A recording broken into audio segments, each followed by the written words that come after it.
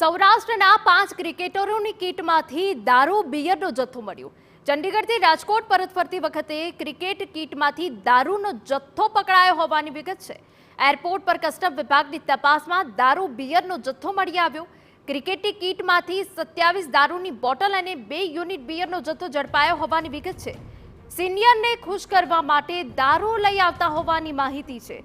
સૌરાષ્ટ્રની under 23ની cricket team Chandigarh રમવા ગઈ હતી અને તે દરમિયાન આ જે એરપોર્ટ પર કસ્ટમ વિભાગ દ્વારા તપાસ હાથ ધરવામાં આવી અને જેમાં દારૂ બિયરનો જથ્થો મળી આવ્યો છે।